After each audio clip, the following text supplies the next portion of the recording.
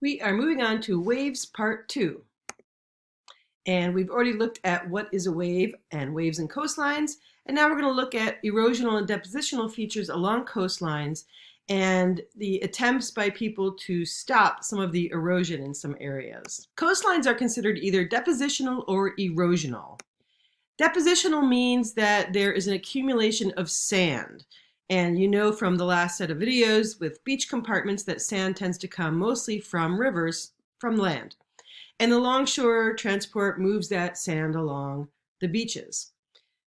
We have two photos here on the right showing beaches with a lot of sand on them. These are depositional coastlines.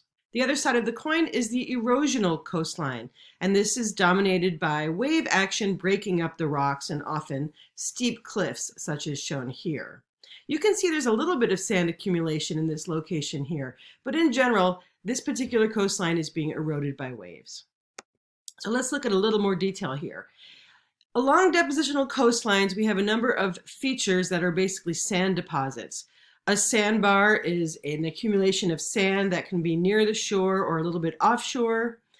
A spit is a sandbar that is connected at one end, as shown here, connected at one end to the land, and then the other end is kind of out in the open water. And in this cartoon, you're seeing a spit here. A baymouth bar is a feature that goes across a bay or an inlet, such as this sandbar here, or there's another one shown here. And in some cases, if it completely blocks the bay, there might need to be some sort of structure built inside of it so that people can get in and out of the bay with boats. Finally, the largest of these structures is an actual island, a barrier island, which is shown here. Barrier islands are large features that protect the coastline from the brunt of storms that are out in the ocean. And between a barrier island and the mainland, there's usually this calm water region called a lagoon. The Outer Banks in North Carolina are a kind of famous region of barrier islands, and I know you can't see them in much detail here, but I'm going to blow up this region right here. And here you can see the mainland, and then there's actually two sets of barrier islands, and this one has some buildings and houses, etc. on it. Now, barrier islands move and migrate, so it's a little bit tricky if you have construction on them and there's a significant change in sea level. Right now, sea level is rising, and what that does is that forces the barrier islands to move closer to the land.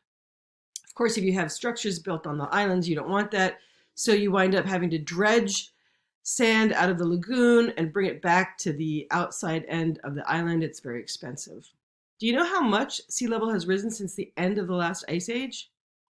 Since about 18,000 years ago, sea level has risen about 130 meters. Now, if you're not comfortable with the metric system, a meter is roughly a yard. So 100 meters is like 100 yards, like a football field. So 130 yards would be a football field and another third again. So imagine that distance, but we're talking about depth of water, how much the sea has risen. Okay, now moving on to the other kind of coastline, erosional. These also have particular features that are characteristic of wave action. Wave cut cliffs. So these are cliffs of rock that are being constantly eroded by the wave action. And this particular person has named their photo Empty Mansion on the Sea Cliffs in Corona del Mar, California. And so this mansion up here, which obviously was probably very expensive to build and had a beautiful view, is basically uninhabitable because the rocks under it are breaking apart and eventually that structure will fall into the sea. Other things that occur are sea arches. And then if the material in the middle of the sea arch breaks away and you wind up with a single rock formation on its own, it's called a sea stack. Now over here I have a little cartoon that's from the last video. If you remember that when things jut out into the water, that's where the wave action tends to concentrate and break things apart. So in this second image here, you can see that a sea arch and a sea cave have developed, a sea cave just simply not having an opening on both sides, and a sea stack. There's another interesting feature called a marine terrace.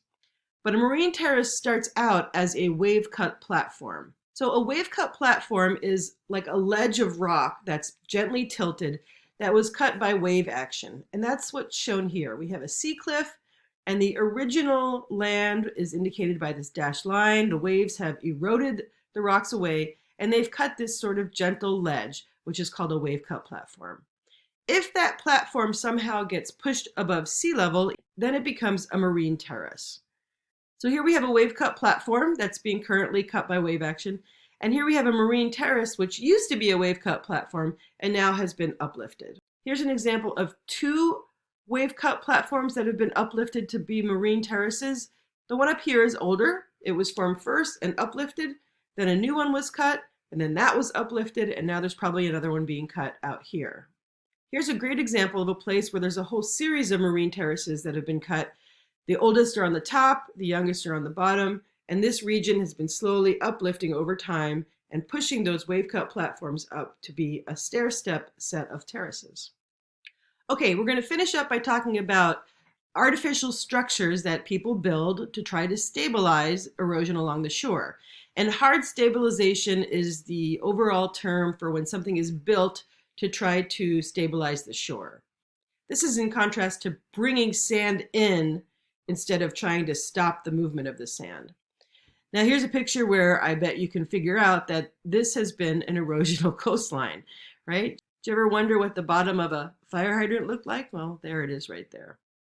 Okay, so we're going to start by talking about two different structures that are built perpendicular to the shoreline, and then two different structures that are built parallel to the shoreline. We're going to start with a structure called a groin. And a groin is an artificial structure that's built out into the ocean past the surf zone to try to stop the sand that's being moved by the longshore current, by the longshore drift. So in this case, the longshore current is going from left to right, and so sand is being blocked by this groin from going further down the beach, and these houses here, especially this orange one, are getting a nice large beach.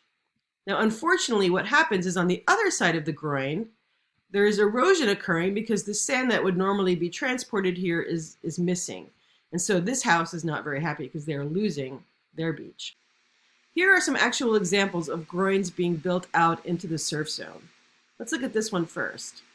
You can see that these are groins that are collecting sand on the upper side, given the view that we have from the picture, where those are areas of decreased erosion, or actually deposition. But on the other side of them, we have increased erosion. So what direction do you think the longshore current is going in this picture? Top to bottom. So the sand is being trapped as it moves from top to bottom on that side of the groins. Here we have another example. This is actually called a groin field, where there's so many of these that it's called a whole field.